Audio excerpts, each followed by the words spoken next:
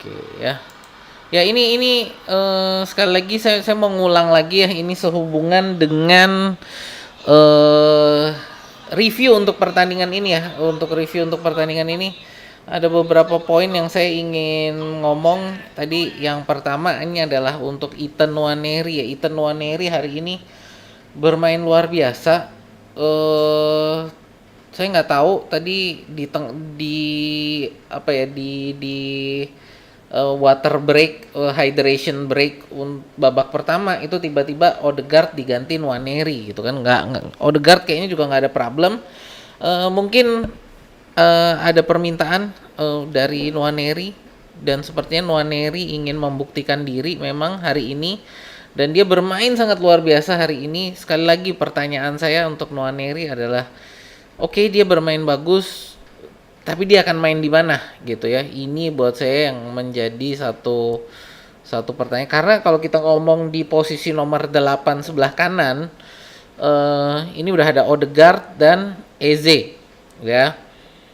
Bisa jadi ini adalah kalau memang kita nggak dapat penyerang sayap kiri dan Martinelli dijual, bisa jadi nanti Eze sama Zolis itu di sebelah kiri gitu kan. Jadi nomor 8 kanan atau nomor 10-nya ini adalah Nwaneri dan Odegaard ya, bisa jadi. Lalu kalau di mau taruh penyerang sayap kanan, ini ada Saka dan Madueke. Udah komplit juga di sana, maksudnya udah penuh posisinya. Sekali lagi bisa juga si Madueke yang dipindah ke kiri ya, lalu di sebelah kanan ini adalah Saka dan Nwaneri, itu juga bisa. Ini yang menurut saya menjadi tetaplah ini menjadi satu dilema. uh, Ethan Nwaneri ini mau ditaruh di mana gitu ya, terutama ini pada posisi pada saat kalau kita nanti dapat penyerang sayap kiri, karena ini Arteta masih cari penyerang sayap kiri. Jadi bisa jadi ini untuk penyerang sayap kiri ini, kalau kalau ada ini, mau nggak mau Ethan Nwaneri menurut saya tetap akan dilepas ya. Walaupun dia bermain bagus hari ini, tapi menurut saya sekali lagi kalau kita dapat penyerang sayap kiri, kayaknya bakal dilepas si Nwaneri ini ya. Lalu poin kedua yang saya mau ngomong ini adalah untuk penjaga gawang ya. Untuk penjaga gawang, eh Ilan Meslier makin kesini menurut saya makin oke mainnya ya. Feeling saya sih Ilan Meslier ini mungkin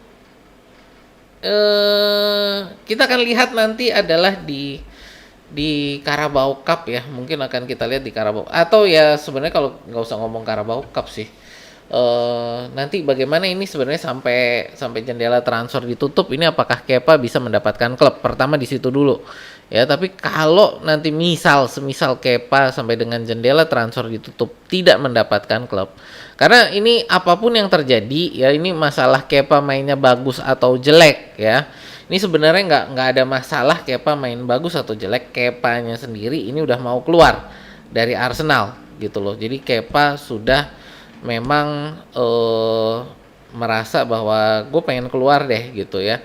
Jadi kondisinya apapun ini Kepanya mau keluar. Cuman mungkin dengan kondisi ini bisa jadi Arsenal ya udahlah, dijualnya murah aja gitu kan. Mungkin di bawah dari rilis clause-nya kemarin yang 5 juta pound sterling gitu loh.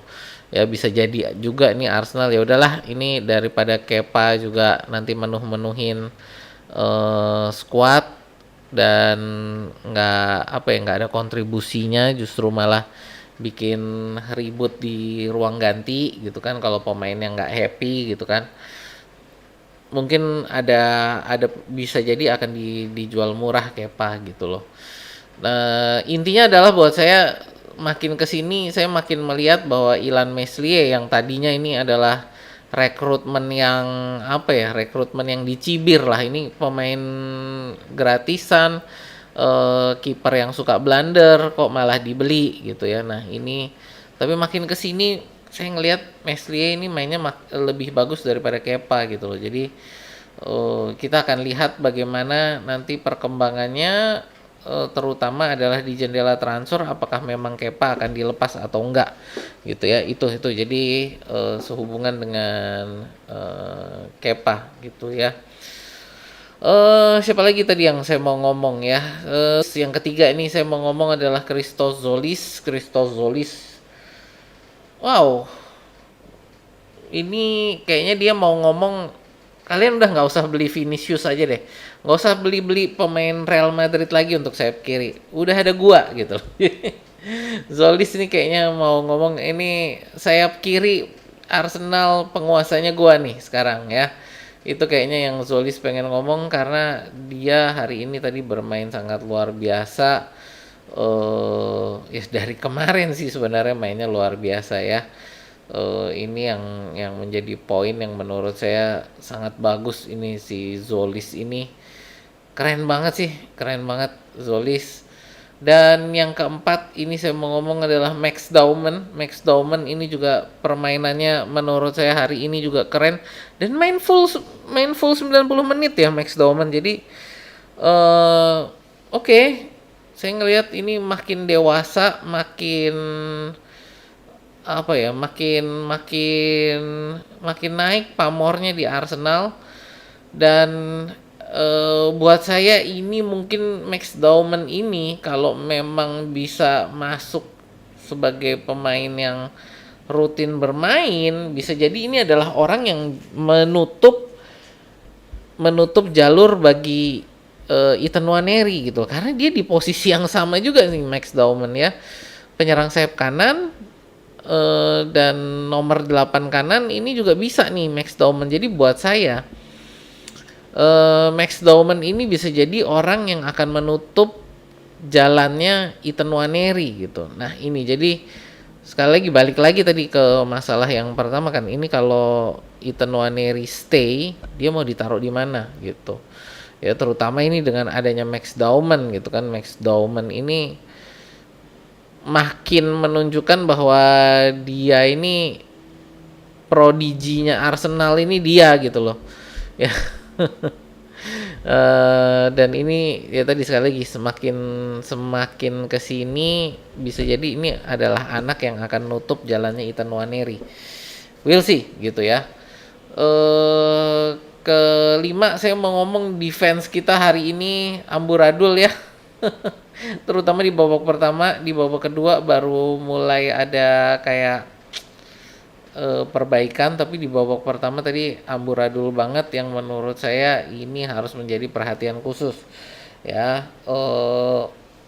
Yang pasti saya tadi apresiasi dengan Mosquera tetap dimainkan walaupun ada beberapa kesalahan. Sebenarnya sih kesalahan tadi lebih banyak dari sebelah kiri ya, dari sisinya Gabriel dan Calafiori. Untuk si ininya sendiri menurut saya nggak terlalu jelek lah, tapi ya ini tentu akan menjadi momen dimana kita mau lihat nih si Mosquera ini apakah bisa kita jadikan pengganti Saliba selama Saliba pemulihan cedera gitu ya. Buat saya intinya adalah dia tadi memang digembleng lah hari ini ya, digembleng, dan sayangnya lini pertahanan kita tadi jadi kebobolan 3 gol ya. Nah ini jadi ini tetap menjadi satu poin yang harus diperhatikan, terutama adalah untuk masalah defense ya. Masalah defense ini menurut saya tanpa adanya Saliba ini kayaknya memang harus ada penyesuaian lah gitu ya. Intinya harus ada penyesuaian. Apalagi kayaknya sih itu aja sih ya kalau yang saya pengen ngomong tentang para pemain kita gitu ya. Oke, kita kayaknya ke kolom komentar aja sebentar, dan ini kolom komentar karena udah rame banget ya, saya akan baca cepet aja ya di kolom komentar. Oke, nggak sabar nunggu IPL 2 minggu lagi. Nggak enak mas, aku kurang menikmati walaupun statistik Arsenal menang semua. Sedikit kesempatan emas dan peluang yang terjadi. Ya peluangnya tadi sebenarnya sih peluangnya banyak, tapi peluang kecil-kecil ya, half chances gitu yang ya sangat sangat kurang oke lah. Tapi yang pasti tadi buat saya babak kedua itu mulai baru kelihatan lah gitu. Dan ini yang menurut saya tetap harus menjadi satu perhatian terutama di lini pertahanan ya. Dortmund, Betis dikalahin sama Arsenal kok. Pernah maksudnya. Oke, beruntung match day pertama Arsenal ketemu tim promosi. Sebenarnya sih justru pembuktian kita ini nanti adalah di Community Shield ya. Ini sebagai ajang pembukanya menurut saya sih Community Shield. Ini Community Shield yang harus kita lihat karena ini akan menjadi apa ya? Saya rasa akan menjadi pendorong juga ya. Sekarang karena Saliba Raya nggak main aja, ya nggak bisa dijadiin alasan juga sih bahwa ya oke Saliba dan Raya nggak main, tapi menurut saya sih dengan levelnya Borussia Dortmund ya, ini harusnya tetap bisa lah. Sebenarnya juga bukan hanya ngomong tentang kualitasnya Dortmund ya, tapi harusnya kiper sekelas Kepa ya itu harusnya bisa untuk bermain lebih bagus, dan untuk Mosquera ini menurut saya ya ini ya memang pemain muda tapi harus menunjukkan diri bahwa dia ini didatangkan adalah memang menjadi rotasinya Saliba, harus bisa menunjukkan diri bahwa gue pantas loh gitu ya. Martinelli menolak dijual. Ya tadi sih mainnya lumayan ya. Dan Martinelli sendiri sebenarnya juga udah ngomong sih, dia sempat ngomong bahwa nggak keberatan untuk dijual, tapi harus nanti klubnya ini harus mempresentasikan proyek yang menarik buat dia gitu ya. Iya ada adu penalti tadi ya, udah tergantung kepiawaian Arteta mengolah strategi Bang jika ingin Nwaneri stay. Ini buat saya sih bukan masalah mengolah strategi ya.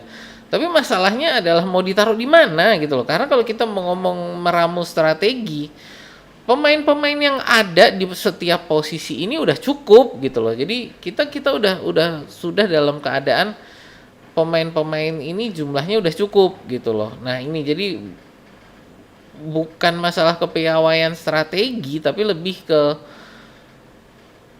nanti mau ditaruh di mana gitu kan, yang tadi makanya saya bilang bisa jadi kalau kita nggak dapat penyerang sayap kiri ya udah ini Eze ditaruh ke kiri atau Madueke ya, antara Eze atau Madueke ditaruh di kiri sehingga itu lalu menjadi tempat bermainnya si Ethan Nwaneri gitu kan. Tapi itu juga kalau kita juga harus ngelihat Max Dauman ini yang semakin hari semakin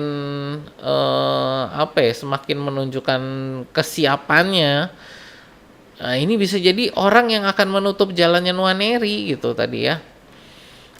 Zolis banget Martinelli out aja, beli lagi yang lebih bagus. Ya itu sebenarnya planningnya udah emang kayak gitu loh.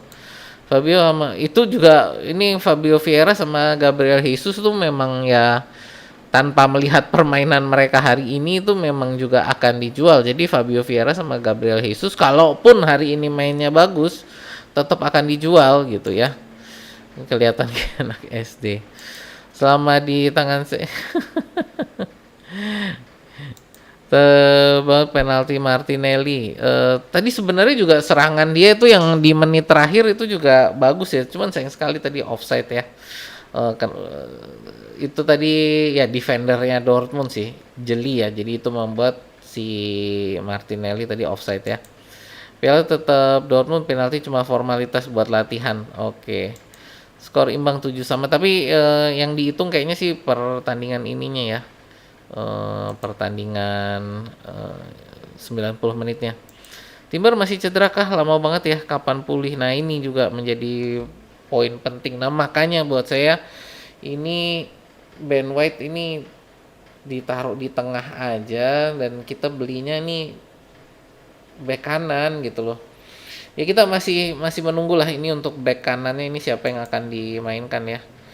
Musim lalu dia mainnya sering terlalu maruk, suka bawa bola sendiri tapi gampang keambil jadi kayak backfire. Nah, ini sekarang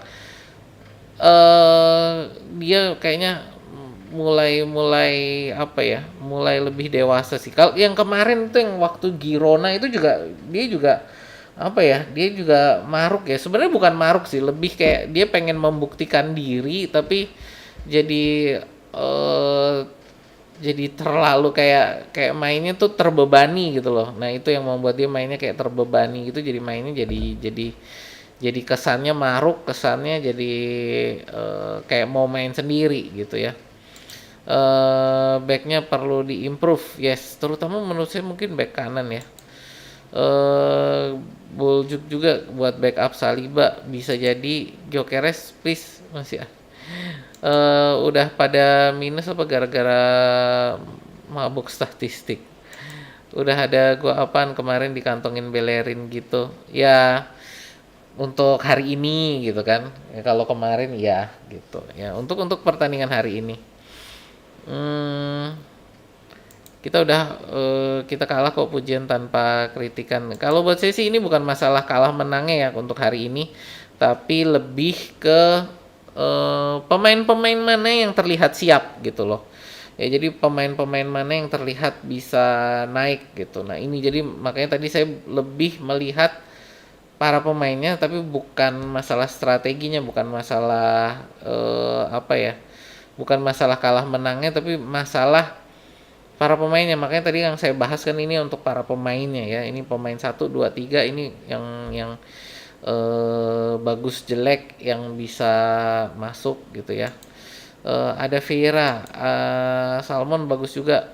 Ya Salmon, Marley Salmon, cuman dia memang untuk masa depan ya. Ini kabarnya sih memang dipersiapkan untuk menjadi penggantinya Saliba ini Marley Salmon ya. Vieira umpan-umpannya tajam, bagus visinya. Vieira itu masalahnya adalah dia fisik ya. Jadi kalau Vieira ini sebenarnya dia pemain yang secara teknikal tuh bagus banget ya. Cuman dia problemnya adalah kalau ini mainnya lawan Dortmund, tapi ketika main lawan tim-tim Inggris, terutama yang low block ya, dia itu kalah fisik. Jadi untuk dia mau umpan mau gimana itu selalu udah dihajar duluan gitu loh ya. Jadi dan ketika dia adu kayak shoulder to shoulder itu selalu kalah gitu loh. Nah ini jadi Vieira ini kalau secara teknikal tadi untuk umpan-umpannya bagus, visinya bagus, saya setuju. Problemnya adalah dia itu kalah badan gitu ya, dan kedua itu dia dia tuh takutan gitu loh. Jadi ketika dia harus adu fisik biasanya dia kabur ya, dalam artian adalah ketika dia one on one sama defender lawan, dia harus adu fisik, apa yang terjadi, dia bolanya dia bawa ke belakang jadi passing back pass lagi gitu loh. Nah ini jadi dia progresinya tuh kalah ketika dia harus one on one sama defender lawan, dan itu yang dulu akhirnya membuat dia dibuang kan sama Arteta itu, karena ini ketika dia harus one on one dia bukannya gimana mencari cara untuk bisa nembus, malah back pass lagi jadi mundur-mundur terus gitu ya, seperti itu. Masih ada yang mau tusuk gigi nih. Ya buat saya sih ini kayaknya si Hamburg ini kan, cuman masalahnya Hamburg ini nilainya penawarannya kecil banget gitu ya. Buat saya sih Meslier lebih bagus ya. Ya kita siap-siap closing. Ezri Konsa ini masalahnya untuk di mana nih gitu kan. Saya lebih prefer sih carinya yang back kanan ya gitu. City menang comeback lawan lebih bagus. Ya kalau kita ngomong untuk pramusim, sekali lagi sih kalau buat saya hari ini saya ngelihat adalah untuk para pemainnya satu persatu. Karena kalau kita mau ngomong secara strategi ini banyak pemain yang dirotasi-rotasi kan gitu.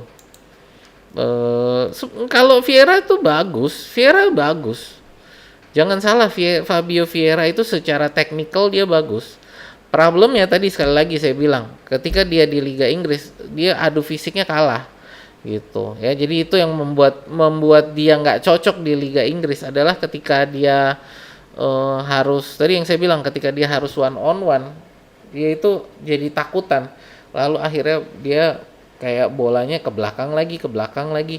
Nah ini kayak kalau kayak gini ketika ngelawan Dortmund ini ya, dia adalah tim yang dia juga udah paham kan di Liga Jerman. Jadi dia berani di sini gitu karena nggak harus adu fisik seperti kalau dia ngelawan tim-tim Inggris gitu ya. Kebanyakan apresiasi, satu kritik kasih tahu aja, masa kritiknya apa doang. Nwaneri dijebak Arsenal supaya pilih Dortmund daripada klub lain yang ingin pinjam dia. Kayaknya sih yang udah lebih itu Leipzig sih, bukan Dortmund ya. Jadi yang udah lebih advance itu Leipzig ya. Jadi kita mau jual Nwaneri itu kalau nggak salah ini di 40 juta euro dengan buyback clause itu 60 juta. Jadi apapun yang terjadi kalau kita mau beli nanti ya Leipzig tuh jadi tetap dapat cuan lah gitu. Ya dimana kalau kita ngomong ke Leipzig ini kan baru kehilangan Yan Diomande ya. Jadi ini mungkin bisa menjadi penggantinya gitu loh. Dan buat saya bagus juga sih Nwaneri kalau ke Leipzig, dia mungkin bisa lebih berkembang. Cuman ya ini kalau buat saya sih memang ya dia harus membuktikan diri juga lah seandainya nanti di Leipzig ya. Dan kalau dia memang bisa membuktikan diri, mungkin kita akan beli balik gitu. Nah ini yang saya rasa menjadi poin terpentingnya buat Nwaneri ini. Hari ini bermain oke, ya konsistensinya gimana? Nanti untuk berikutnya apakah bisa untuk konsisten terus gitu ya. Transfer terbaru belum ada berita yang terlalu update bagus banget gitu ya, yang kayak harus diinfokan. Belum ada sih berita-berita yang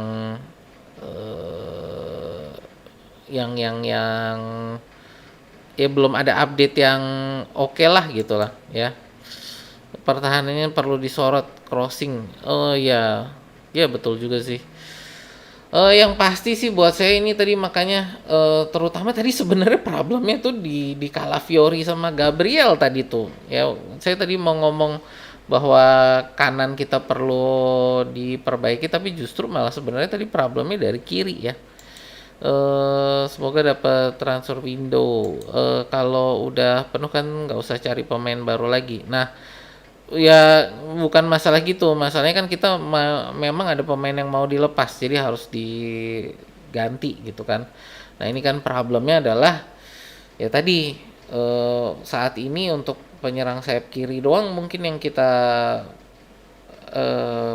belum dapat pengganti kan. Jadi makanya buat saya kalau Ethan Nwaneri mau stay ini ya antara tadi Eze atau Noni Madueke dipindah ke kiri sehingga Nwaneri bisa stay gitu. Tapi buat saya sih itu tadi balik lagi dengan adanya Max Dauman bisa jadi Ethan Nwaneri ini ketutup jalannya sebenarnya gitu ya. Liverpool kalah skor sama Arsenal maksudnya enjoy yuk ditunggu Como sama Teh City. Skor 7-7 karena tadi ada adu penaltinya ya, tadi ada adu penaltinya. Jadi karena saya tadi males untuk setup untuk adu penaltinya jadi tadi adu penaltinya saya masukin di sini. Untuk hasil resminya sih adalah 2-3 ya, kita kalah gitu. Hujan gol. Yildiz lagi hot nih beritanya. Yildiz ini masalahnya kemarin itu udah ada bukan kemarin sih, lebih tepatnya mungkin pekan lalu ya, minggu lalu itu udah ada pemberitaan dari Atletik bahwa emang nggak dijual dan Arsenal memutuskan untuk menghormati pendirian Juventus gitu loh. Dan kalaupun kita mau ngambil Yildiz, buat saya Yildiz ini bukan pemain yang bisa langsung dipakai gitu loh. Jadi Yildiz ini pemain proyek lagi sebenarnya. Karena ini harus kita kembangkan lagi Yildiz ya, seberbakatnya Yildiz ini dia menurut saya masih hitungannya pemain muda yang harus dibina. Dan terutama kalau kita ngambil dari kita masukin ke Premier League ini ya, buat saya ini Yildiz ini badannya harus di bulk up juga harus diperkuat juga. Takutnya dia nanti jadi kayak Vieira lagi gitu loh ya, pemain bagus tapi secara fisik kalah terus jadinya nggak efektif di Liga Inggris. Jadi kalau Yildiz nih menurut saya, ya saya suka gitu. Cuman ini pemain yang mungkin kalau kita beli di atas harganya 100 juta ini nggak worth it gitu lah ya. Ini pemain yang, karena kalau saya menurut saya pemain harganya 100 juta euro ke atas lah ya. Itu adalah pemain yang harus udah langsung bisa kita pakai tanpa harus kita bina-bina lagi. Nah, Yildiz ini bukan di level itu menurut saya ya. Menurut saya Yildiz ini ya harus kita bina lagi gitu loh. Ya, itu yang jadi problem. FA Community Shield kan Manchester City, salam dari pendukung sejati. Vieira bagus tapi buat tim di bawah Arsenal, kan bicara Arsenal ya kurang bagus. Arsenal mau jadi, ya ini kalau saya ngomong ini adalah Vieira ini secara teknikal dia bagus. Problemnya adalah dia nggak cocok di Liga Inggris. Jadi bukan hanya nggak cocok untuk Arsenal, dia nggak cocok Liga Inggris ya, itu gitu loh, karena dia secara adu fisik tuh kalah gitu. Nah ini menurut saya akan menjadi problem yang sama dengan Yildiz gitu loh. Jadi problem yang Fabio Vieira punya saat ini menurut saya itu problem yang akan dihadapi oleh Kenan Yildiz juga gitu loh. Jadi problemnya ini adalah secara fisik mereka ini kayaknya bakal kalau si Fabio Vieira mah udah ketahuan lah ini ya, dia adu fisik tuh kalah lah gitu. Dan menurut saya itu yang membuat dia jadinya ya nggak cocok di Arsenal. Nah Yildiz ini yang kita belum lihat gitu kan kalau di Liga Inggris gimana, tapi buat saya pribadi saya kalau ngelihat Kenan Yildiz ini problemnya di sana gitu ya. Jadi kalau didatengin ke Liga Inggris yang saya takutkan Kenan Yildiz ini bisa jadi Fabio Vieira kedua gitu loh. Itu yang kalah ketika harus mainnya tuh keras-kerasan adu fisik sama defender di EPL gitu ya. Arsenal main lagi ya ini untuk pramusim gitu ya. Jadi itu sih teman-teman buat saya untuk apa ya, untuk hari ini ya gitu. Jadi saya rasa sih ini udah cukup ya, kita closing dulu, ini udah jam 10:30. Intinya sih untuk kekalahan kali ini saya tetap melihat ada poin-poin penting yang harus harus bisa kita pertahankan, lalu juga ya ada beberapa poin yang harus diperbaiki lah. Ini terutama defense, menurut saya ini defense. Ya bisa juga sih kalau masalah defense ini kita atributkan pada ini kita mainnya 4-3-3, biasanya 4-2-3-1 ya. Dimana dengan 4-2-3-1 pertahanan kita tuh biasanya lebih solid gitu. Cuman ya tetap menurut saya secara kualitas pemain kita harusnya dengan 4-3-3 pun harusnya kita bisa mengatasi Dortmund gitu ya. Itu sih paling untuk kesimpulannya hari ini ya. Kita tinggal ya ini nanti untuk terakhir ini pramusim ini akan Como, lalu ya sebenarnya kalau mau dibilang Charity Shield ini juga pramusim gitu, cuman udah pramusim yang pertandingan resmi gitu ya, yang akan membuka EPL gitu, yang akan membuka kompetisi EPL ya gitu. Oke, dari saya kayaknya sekian dulu. Thank you untuk teman-teman yang udah nemenin tadi dari jam 8, ini udah sampai 10:30 ya. Thank you yang udah komen-komen, thank you yang udah nemenin nonton lah intinya gitu ya. Saya terima kasih sekali untuk kalian. Jangan lupa sebelum ditutup likes-nya ya teman-teman, karena likes ini memang akan sangat membantu perkembangan channel kita. Oke, dari saya kayaknya sekian dulu. Terima kasih, sampai ketemu di video kita berikutnya ya.